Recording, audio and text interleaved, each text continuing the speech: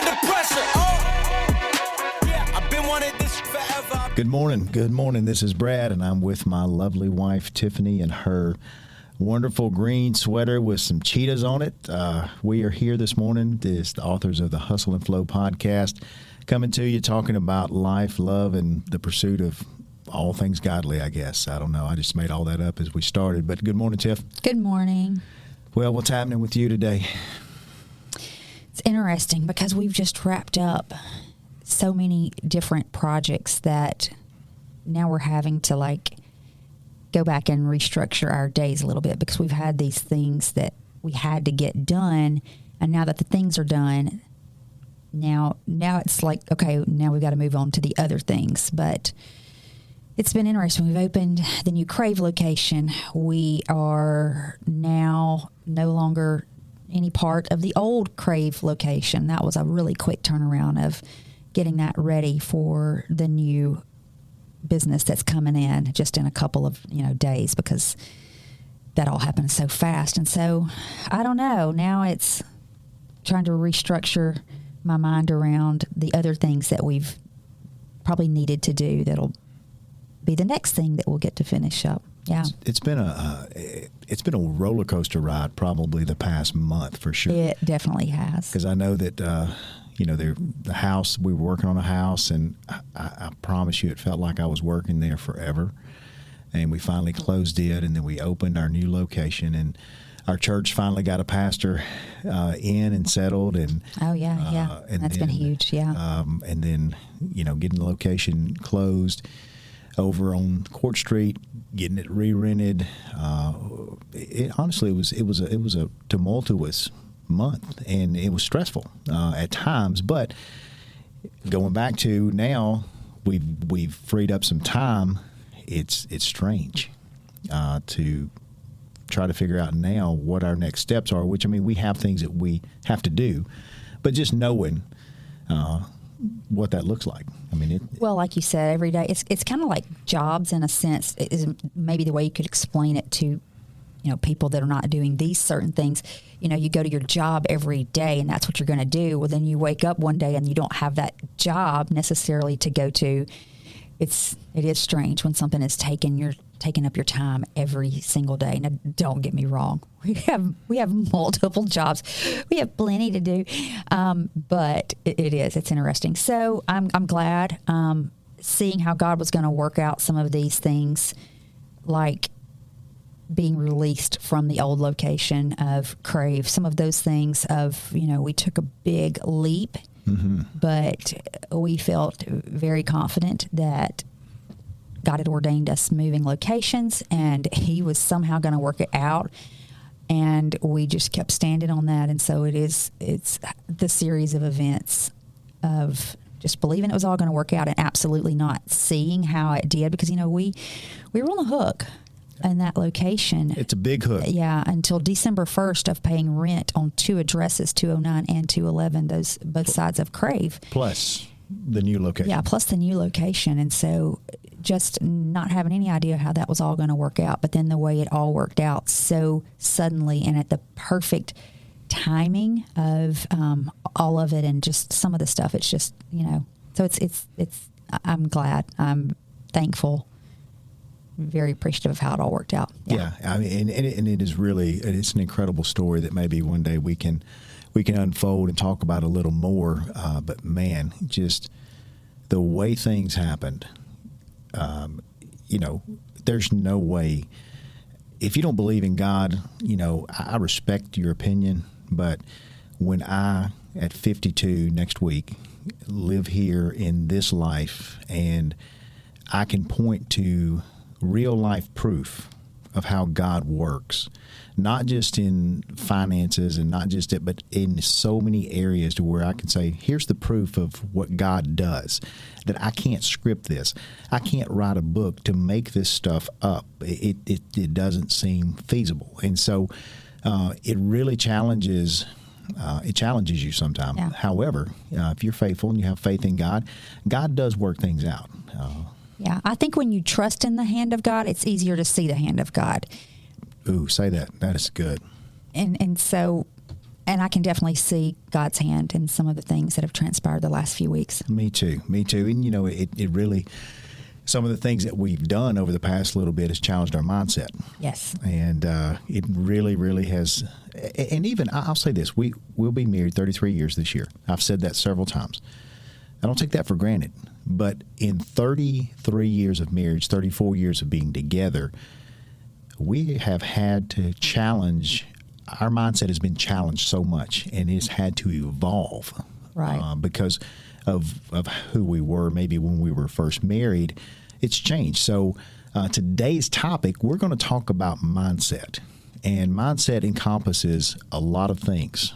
But we want to talk about that today and just talk about how your mind affects who you are, how it affects who you can become.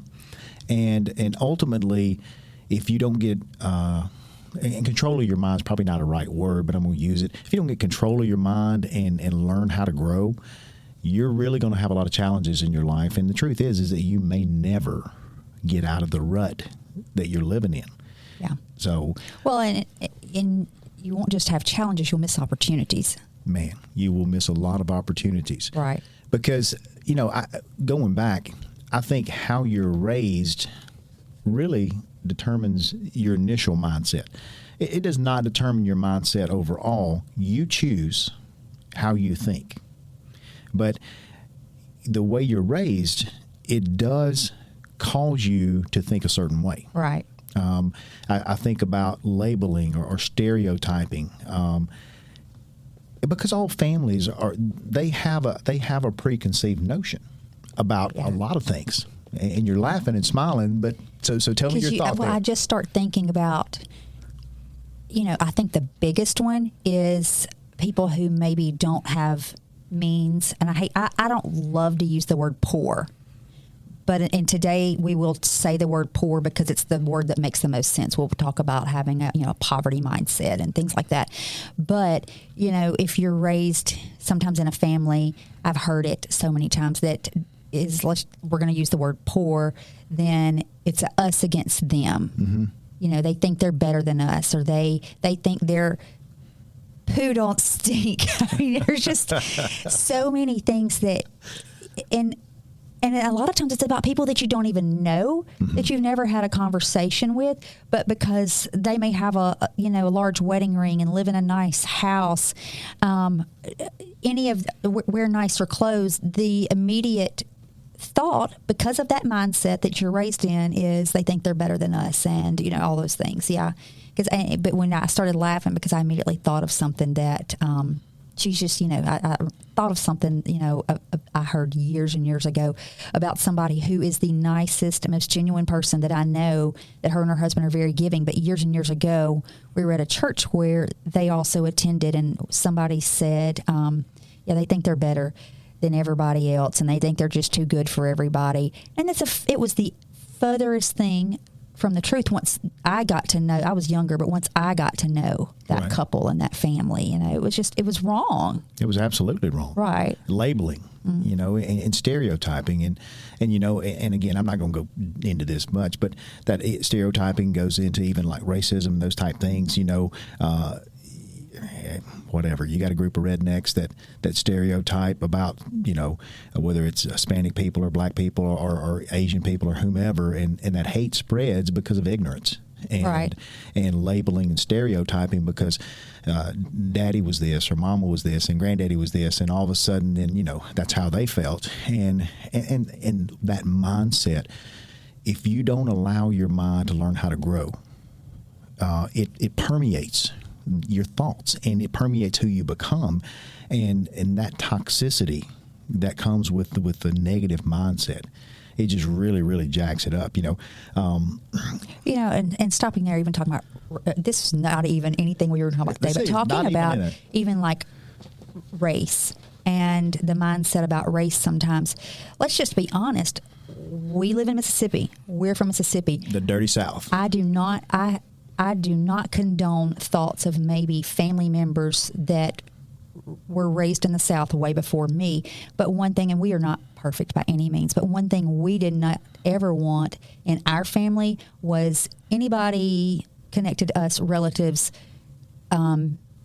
controlling my children's mindset about race. Just That's because right. my kids lived in Mississippi, we were not going to perpetuate any bad mindsets about racism, and we were not even talking about that today. I don't even know where that. But hey, I know, that goes back to that labeling and stereotyping of a family of how you're raised. Right.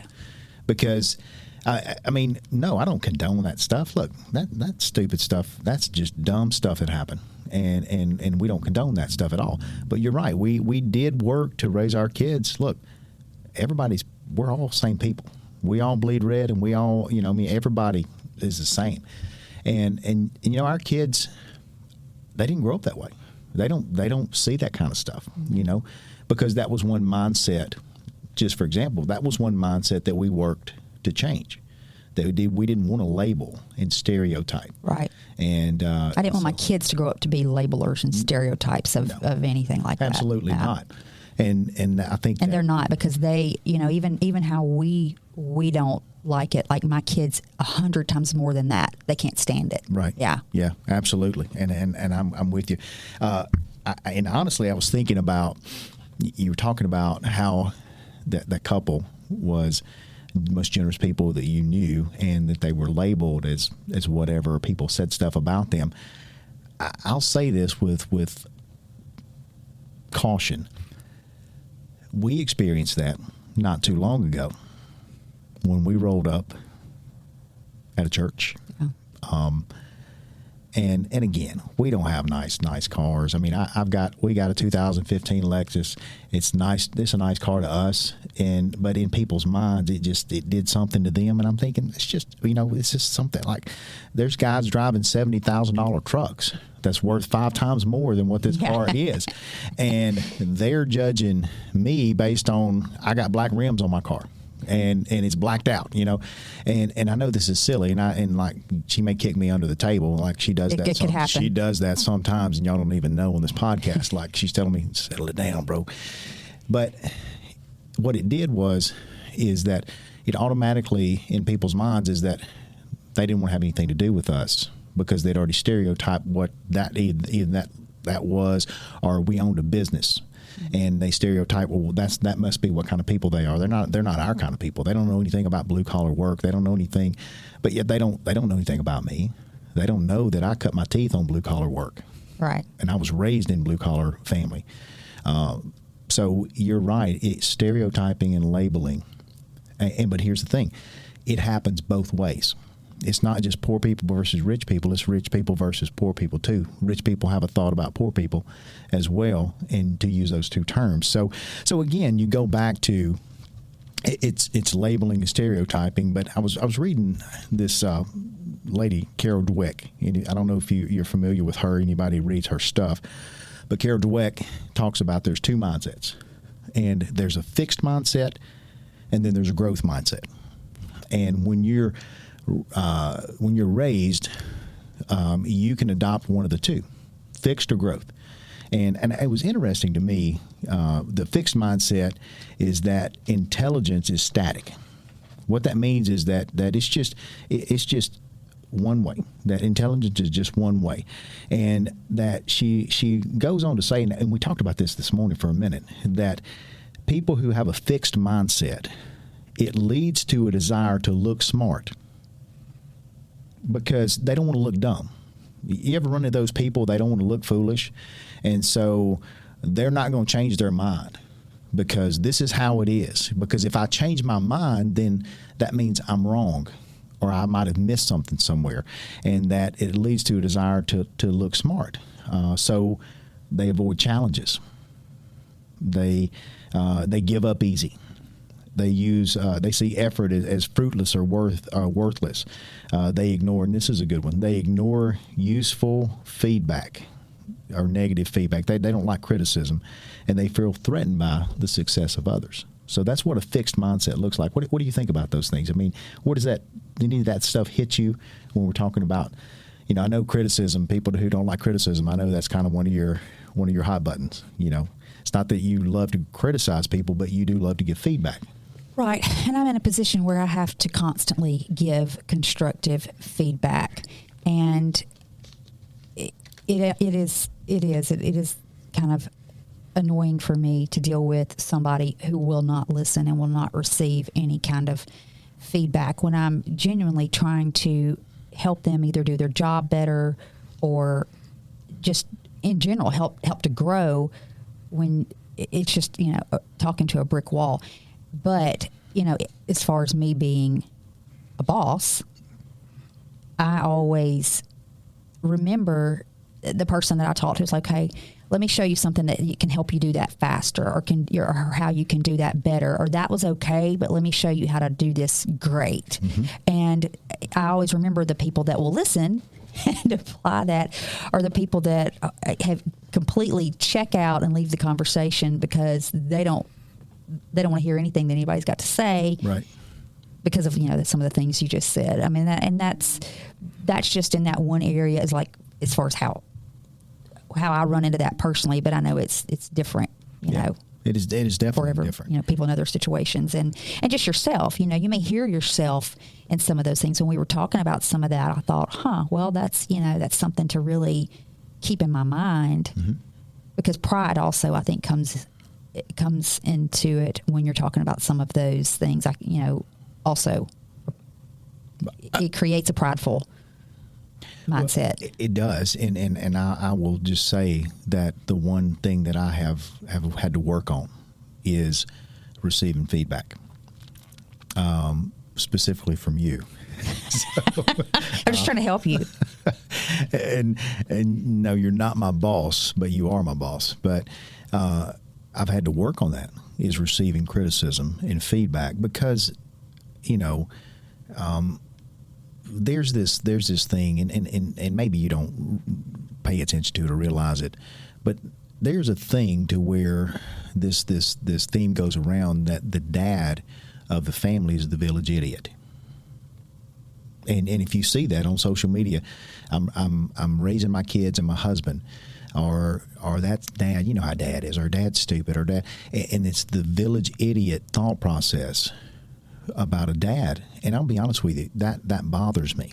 And so I've had to really fight against that. And sometimes, like my family, our group message, I've told you before, oh my God, it is lit.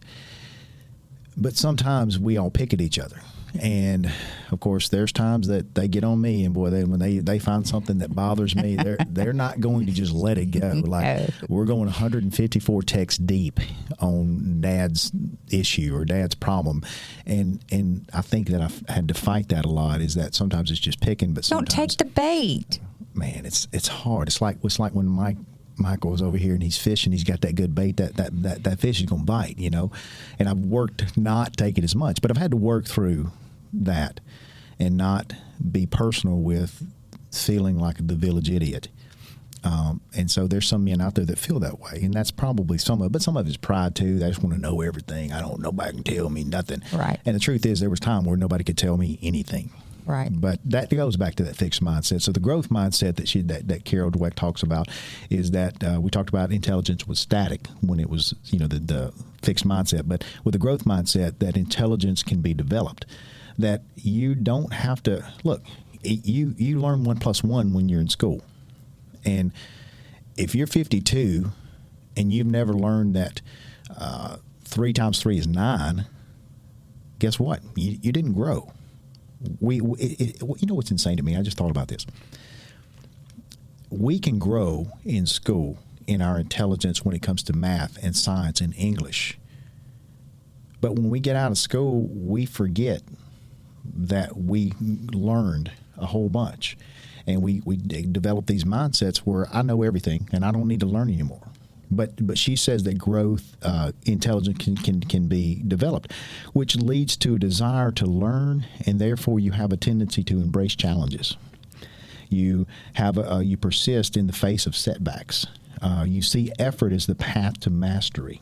Effort as a path to mastery, and you learn from criticism. And then you find lessons and inspiration in the success of others. Listen, that is, you don't need to feel threatened because somebody else is succeeding. Right. And people do. Like if there's some business that seems to be getting all the attention on social media, and your business has been there for years. We've seen this before. Tupelo has candy sticks sometimes, and then that's the hot button for a while, and we all have experienced it. Ours was like that for a while too, but you can't get jealous of that. Other people can be successful. Yeah, I can't get jealous because there's a new coffee shop that everybody's loving and posting about. That's absolutely that's not. Great. That's awesome. But I got to post for me. We gotta, Absolutely. And it also, like you said, I can get mad and have the mindset of, well, of course that would happen for them because they're associated with so and so, or because whatever. Or I can say, you know what? Am I doing a good job posting my business? Am I doing a good job posting the things that like we're doing in the community? Am I doing a good job?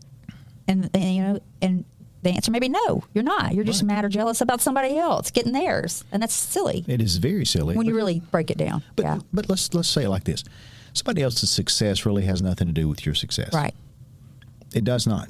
And I think the best people celebrate the success of others, no matter what the success is, and no matter who it is, and not be petty and jealous and break that. So I think again, mindset is such a powerful thing. We talk about a poverty mindset. Right. You want to hit that for a minute? Talk about that, because that's a big deal. Well, poverty mindset is always blaming somebody else of why you can't succeed. I think it's somebody else's fault. The boss man screwed me. Yeah, not wanting to, or they don't recognize me. I work hard. I come here every day and whatever, and so they know. They know whoever, and they hang out on the weekends, so that's why they get ahead. And some things sometimes may be true, but we're talking about mindset because a lot of missed opportunities in our lives sometimes could be because we have a poverty mindset of always blaming somebody else because we're not getting ahead, when maybe we aren't putting in the work, we're not taking opportunities, and we're staying right where, or something bad's always happening to me, and I just have bad luck, which poverty mindset really ties in with victim mindset. It does. They go hand in hand. But poverty mindset is huge, to sometimes pointing to why one person may be successful and why another person is not. And they can be born in the same type family, but one chooses a growth mindset and one has a fixed mindset. And I know you're not a Hee Haw fan. Did you grow up with Hee Haw? I mean, it was in the background, but it's not something I, plop down in front of the TV and cross my legs and watch. You don't know what you're missing. I think we need to start streaming Hee Haw. Yeah, I think we won't. But it goes back to that gloom, despair, agony on me, right. Deep, dark depression, excessive misery. If it wasn't for bad luck, I'd have no luck at all. Gloom, despair, and agony on me. That's that mindset. Well, you really tuned in, didn't you? Dude, I can tell. I love some Hee Haw. Okay. Like I'm telling you, it was our jam at home. Hee Haw was wonderful. Well, that's something you can stream when I'm not home. I'm going to introduce it to you. No. But it goes back to that. It goes back to that mindset of poverty. And if you don't get out of the poverty mindset as an adult, it morphs into a scarcity mindset. And you even as an adult, and I know, and I'm not going to throw you under the bus other than to say, this is something you struggle with. Yeah, and I did not struggle with the poverty mindset of nothing good ever happens to me and somebody else is responsible for my fate and all those things. But having a poverty mindset, I have struggled with the word that you said. I could spell it, can't say it. But yes, and that I find that sometimes I realize I'm being frugal, but sometimes I realize I've dipped back into the scarcity mindset of not taking opportunities or not making decisions because I don't want to go back to where I came from and not have enough. Even where it bothers me, that sometimes it affects me the most, is being generous. Compared to you, and this is one of the things where the kids pick on me. You are very, very generous, and you do things that nobody ever knows about, besides me and maybe sometimes our kids. But they like to make jokes about how I'm so basically stingy. But compared to you, if we're comparing, I do look stingy. I do things for them, and I do, and they know I do. But compared to you, you'll hand an adult kid who's making good money, $20 to go buy lunch. Well, I'm not. They can buy my lunch. That's we're so different there. They know that, but that mindset comes into play when I need to be more generous, and I want to be generous, and I'll do. That I do things also, but I'm nowhere near as generous as you are, and it's because in my mind something's like, okay, well, if I do that, are we going to have enough? Am I going to, it's yeah. I don't like it. It's messed up. I don't like that part of me that I still deal with. Yeah. But again, just like I've said that I have problems receiving criticism and working through that, you admit that that's a problem for you. It's just things that you have to work through. It's a mindset, and you have to work through that. There's other mindsets. There's the religious mindset. We don't have time to develop that one. There's the entitlement mindset. Entitlement, yeah, that I deserve something that I did not work for. And did not earn, or I deserve something because who I'm associated with. We talked about this. Do you know who my daddy is, or do you know who I am? We've experienced that before of people in business that have walked in and tried to walk around the line out the door of Crave and say, hey, you can do something, get me a table, and it was somebody usually very influential or of notoriety, or people that I've not heard from in 5 years that would text to go, hey, can you do something for us to where we don't have to wait in line or like whatever, because we know you. Can we just tell them we know you? No, my favorite is that late night message. I'm on my way. Can y'all hold us a table? Yeah. And who this is? Yeah, like exactly. I've went in before when the line was to the door, and I've stood in line like everybody else, and some people think that's stupid, that's crazy, but like, no, I'm not talking to you in 5 years. I'm not calling down there, and I don't care who you. I don't care. But and I won't mention their name, but there's a certain representative that they stand in line. They don't ask for any special treatment. Right. They stand in line. I didn't know you were going with that, so I had to kick you under the table. I was like, whoa. She bumped me under the table. Yeah, because there's other stories same that go a different way. We have a great relationship with this person, but they stand in line just like anybody else. Yeah. And so again, entitlement is one of those mentalities. I don't care who your daddy is. Yeah. It don't matter to me. But I will say this, that external influences really do play a part sometimes in mindset. Social media has really caused it's fun. I like social media sometimes. I love GIFs and memes and funny videos and just dumb stuff, but nobody puts their failures on social media. They're going to put the best of the best out there because nobody wants to let you know that they're failing. And look, social media lies. You need to back the truck up sometimes and just realize that if they're leaning against a Lamborghini, it's probably not theirs.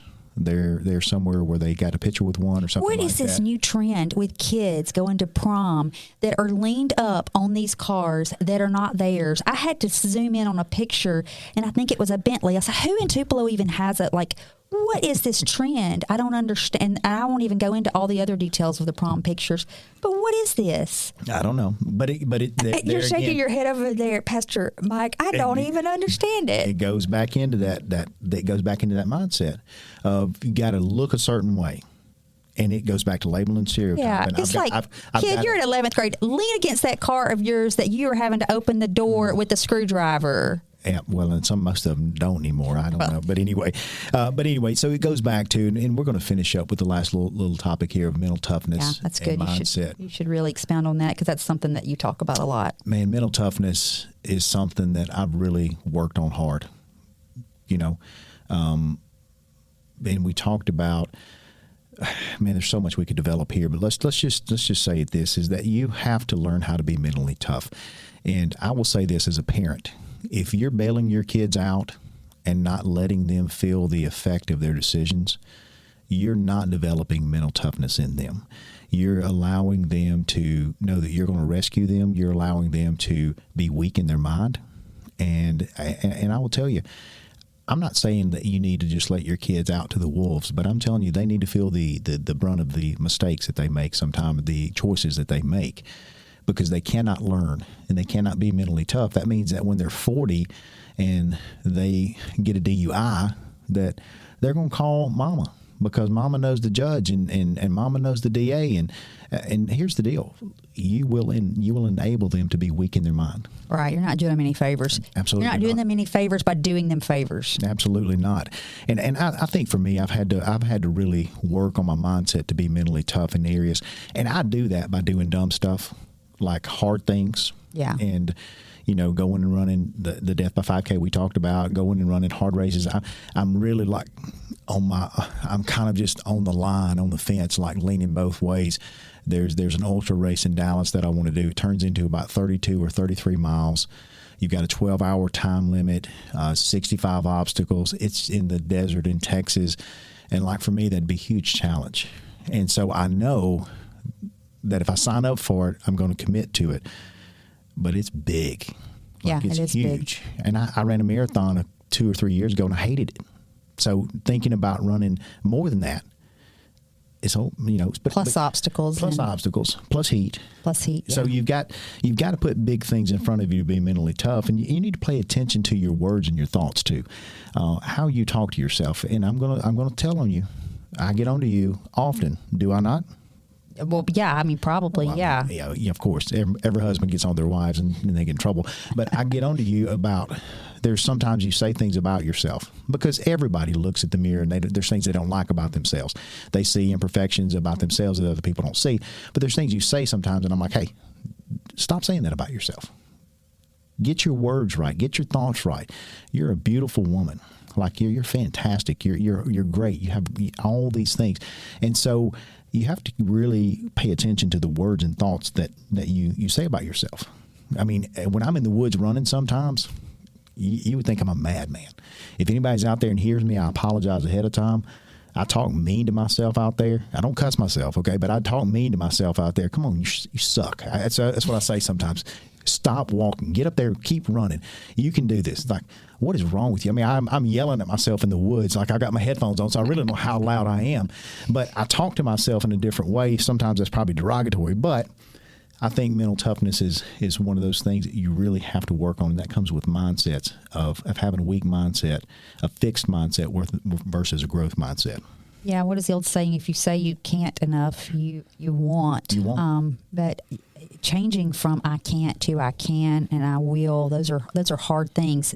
But it's just like anything else. The more you do it, the more it's ingrained. Absolutely. I agree. And I'll finish with this last thought here, is that you need to add one word to your vocabulary. If you add this word to your vocabulary, it will change your life. And I mean it. It's the word yet. I have not done that yet. Because if you use the word yet, I've not run a marathon yet. I've not had a successful marriage yet. I've not had a successful business yet. I've not had a successful church yet. I've not had yet. It opens the door to the possibility that you absolutely can achieve whatever's in front of you. Right. You can be successful if you add the word yet. Any last thoughts, any parting thoughts as we sign off here? Well, today's a good day to change your mind that you can. You can. You right. absolutely can. If somebody else has done it, you can do it. If it does not defy the law of gravity or physics, you can do it. And so you're not unique in who you are as far as not being able to accomplish something. There's other people who have done it. You can do it too. Add the word yet to your vocabulary and change your mind. Listen, we want to encourage you. Get in the flow of life and find people there who will flow with you and jive with you just like you go. So we would encourage you to give us a 5-star review, continue to share this with your friends, and we thank you for the feedback. Talk to you soon. Yeah, let's see how you do under pressure. Oh, yeah, I've been wanting this forever. I've been in the field with whatever they throw at me. Brush it off, pick myself up, moving on to the better. Okay. Hey.